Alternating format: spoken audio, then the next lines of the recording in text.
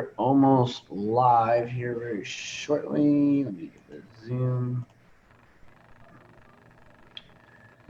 We are now live. Trevor, welcome, buddy. Thank you so All much for right. being on here. We definitely greatly appreciate you making carving out some time with us. I'm sorry that we've been trying the last week and was not able to get it in play, but here we are now, and pretty excited about the opportunity that we have here. So, Trevor, tell us your story is pretty amazing on kind of where you started. You got some unique background to you, and I love to hear a little bit about it. So, our other agents out there can hear that real estate is any person, anytime could dive into this. So, share us a little bit about your story. Yeah. So, I mean, it's I think a little bit unique in the sense that I don't, today in Charlotte, I don't run into too many real estate agents that are veterans. There's a handful of them that are out there. But I grew up in Tampa, Florida, and then went to the United States Air Force Academy because that was a free education and it was a good way to get out of the house. And didn't know what I was going to do, but I felt like joining the Air Force was a great opportunity for me. And when I graduated there, I had a degree in pre-law that I've never used my entire life. But the military found it fit for me to go attend pilot training, and so I began that, and that launched a 20-year career of flying fighter jets. So, Well, I have to interrupt you and say thank you yeah, very much for your services and being out there. It's hats off to you in protecting us. So thank you.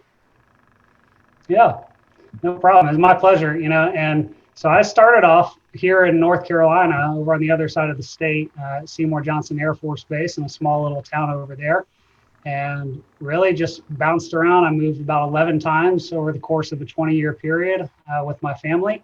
I flew the F-15E, and I also had the privilege of participating in a Marine Corps exchange. So I went, and basically integrated into a Marine flying unit with the F-18. Flew that for a couple of years. Got to go out to the carrier. So as an Air Force guy, getting to do launching and landing on an aircraft carrier is a pretty unique opportunity. Wow. And really wrapped up my career back here in North Carolina, where it all started at Seymour Johnson, flying the F-15E again, and retired and made the transition into real estate about 6 months ago. God, you look very young to say you retired. So hats off to you on that too. Looking good and able to say you retired. And that's what kind of catapult, or that was one of your closing chapters for that, I believe, correct? For the military. Yeah. Yeah, I mean, so that it ended my 20-year career, but in terms of the connections and the network and my desire to continue serving, and helping other veterans, it's something that I continue on today as well. So you take that. So I guess before I get into that concept of that, so what got you into real estate then? So I've always had an interest in real estate. I've enjoyed, DIY, fix it up projects. And part of the reason, my grandfather was in construction growing up, so I had, some exposure there. My dad has been a real estate appraiser, so he's been involved in that, even to this very day, still does that. And in the military, with my career, I would move so often. It was always, I wanted to make sure I was buying an investment, right? Rather than just paying somebody else's mortgage for them. And the challenge of doing that when you're going to have to move in just maybe a year and a half or 2 years is making sure you're purchasing a house that you can, have some equity built in and create some equity yourself. And so, I basically flipped houses as I lived in them over the years. So I knew I was always going to be involved in real estate. I wasn't sure what that was going to look like early on in my career, but I also found that during those moves, some of the challenges involved with buying property sight unseen with an agent you've never met, present unique challenges for a lot of veterans as they move across the country. And so it ultimately kind of led to this, calling to serve others and basically try to provide a different level of excellence to the profession and to the industry. And I just like doing it. I really enjoy real estate, and I enjoy serving others. So that is a huge thing because that's what it's all about, is literally serving. And I was talking to showing some property last night, and they're like, well, what do you, Brock, what do you think our chances are of, going on closing on this and getting this house? I said, well, getting this house is one challenge. Closing it is like a plethora of challenges, because in this industry, I'm going to be basically putting out fires of the title company, the appraiser, the inspector, the structural engineer. Like, everybody under the sun is going to try to find a way to sabotage this deal. And our job is to protect you and to serve you to make sure that we get this done. And there's going to be a lot of ups and downs that come into play, but that's why we as real estate professionals, we know kind of the route that it's going. We already know the map. We just don't know how many exits. We don't know what, potholes, flat tires might get along the way, but we have the tools to be able to do it. So you've been in real estate for how long now, Trevor? So I've been practicing full time since January of this year. So just almost wrapping up about 7 months now. So 7 months. There's a lot of agents who, myself, everybody included, had to go through COVID. But even as a new agent in itself, as an addition, talk to us a little bit about, because there's a lot of agents out here who, we're all going through it, but tell us some of your ups and your downs that you faced, not only as a COVID agent going through this, but as a new agent especially. Share with us some of your ups and downs or challenges that you faced going through this process. Sure. So I think, as I talk to other people that are thinking about real estate career, I kind of tell them I had the full trifecta working against me, So number one, I was a brand new agent, so there's a lot of things I didn't know. Number two, we went through this pandemic, and we're still dealing with the aftermath of that. So that presented its own unique challenges.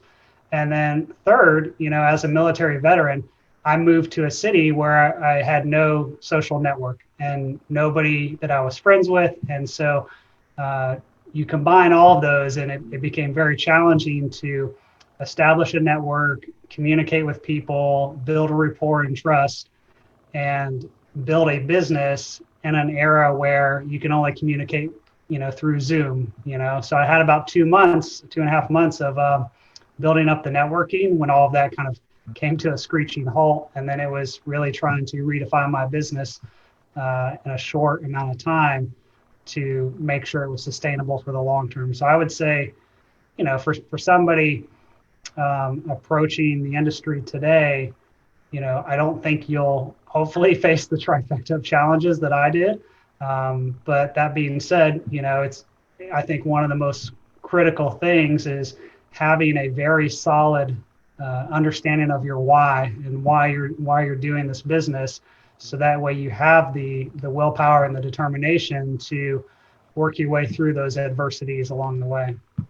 No, as you and I have talked from the beginning of, asking you what is your why, what gets you up every morning.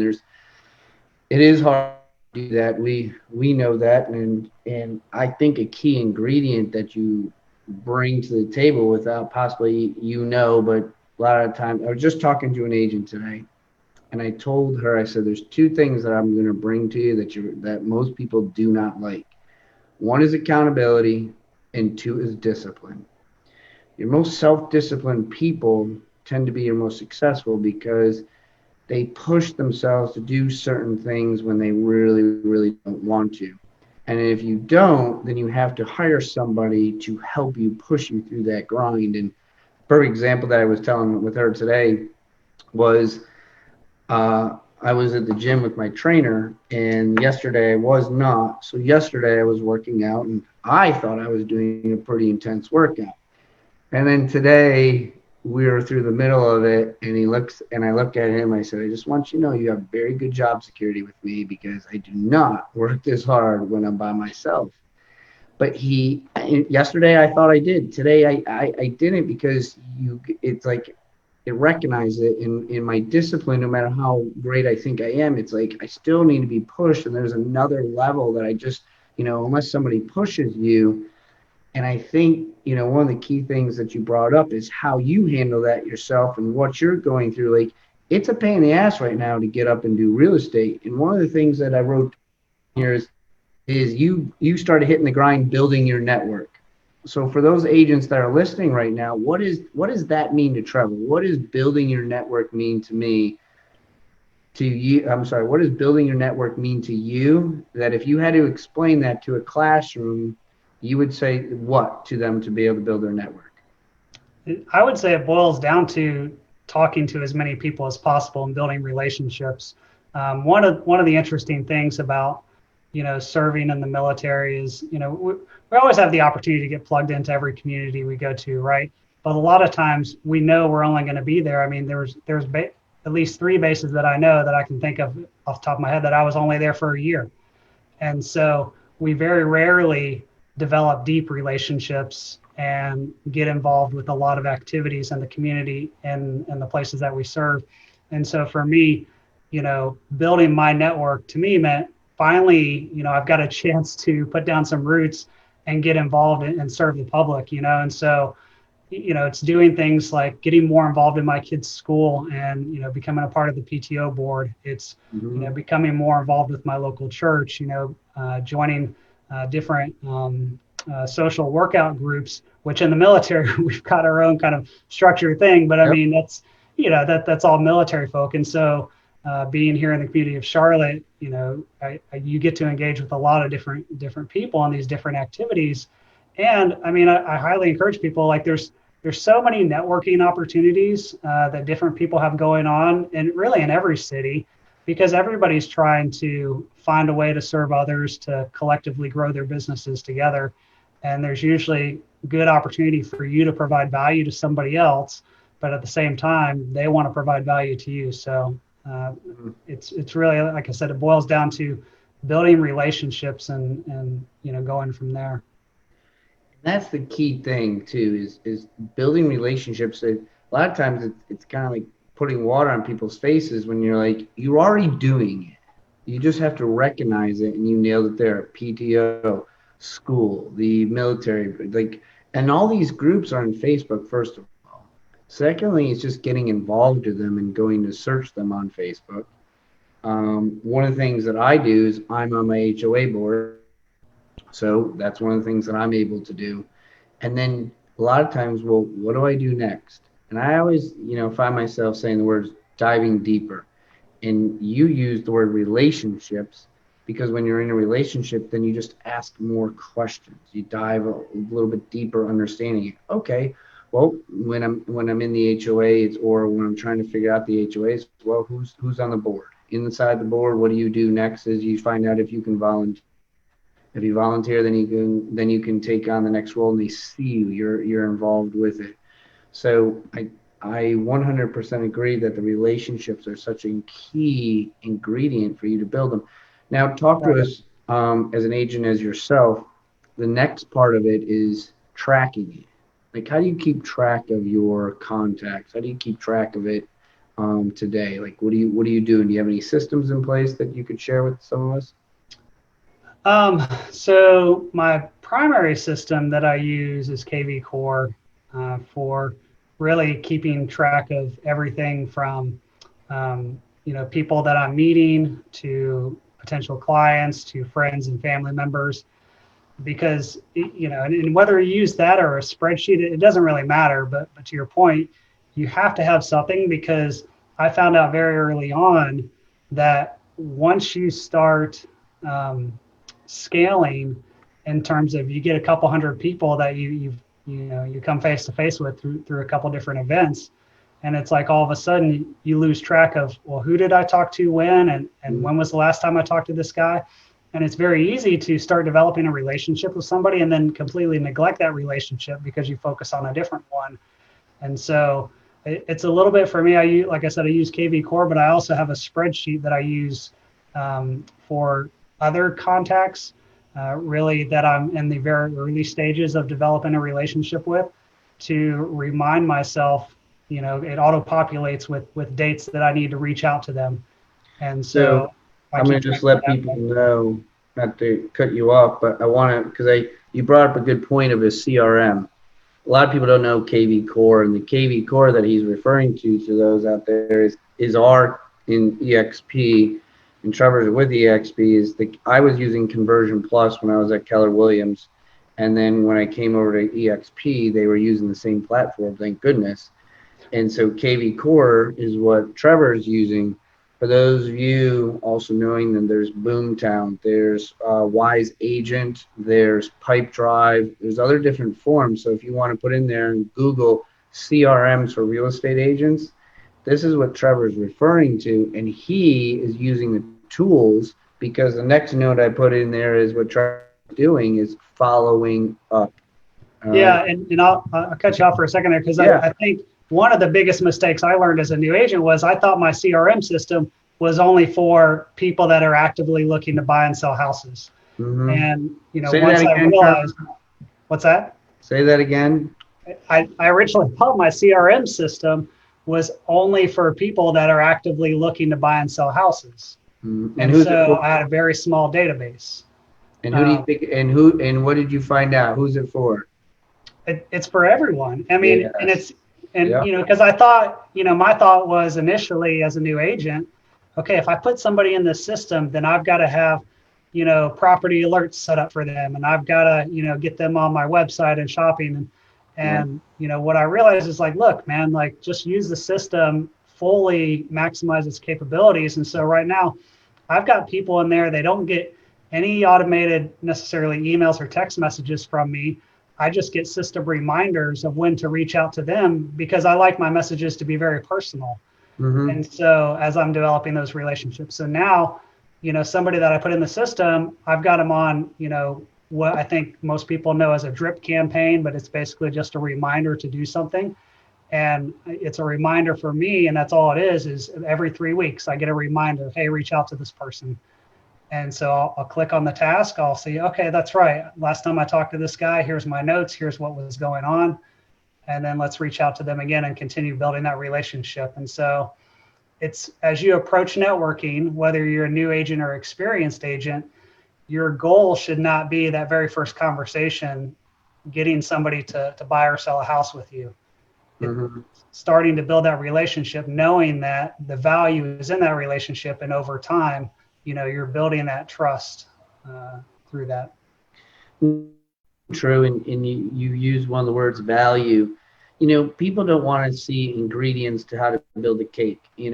That's great and everything. And for all the bakers out there, I do apologize. I'm not trying to offend you, but people want to see real live numbers. They want to see what their neighbor's house sold for. They want to see what the people in their subdivision selling for. They want to know what's going on in their school district. Right now, schools, if you can get more information about schools, but the key thing is you're adding value. You're using a tool that reminds you of the tasks that you need to do, and you're personalizing it.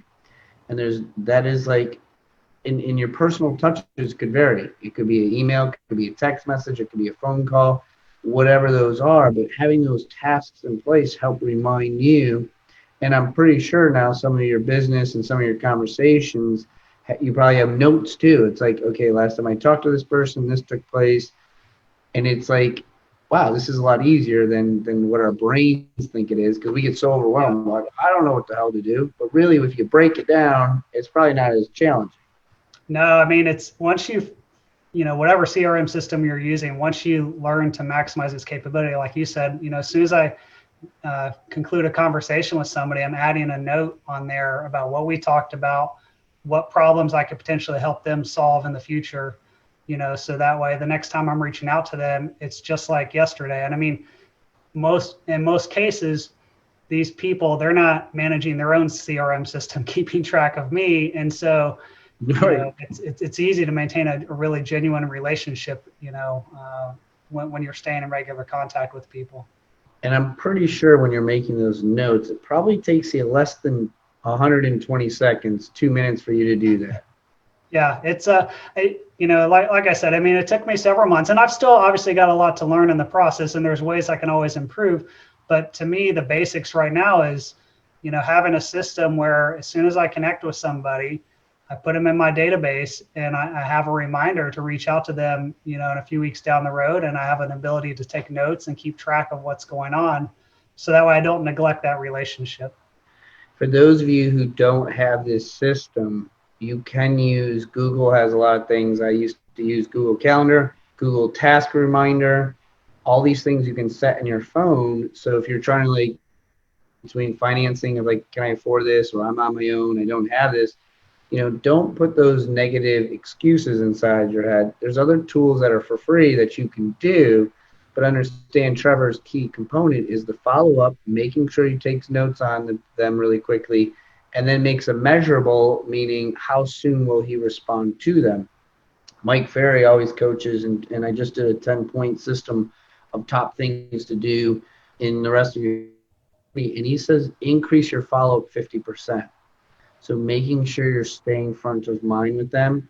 One could be on a positive thing, or one could be on, the values of homes and what's going on in a neighborhood.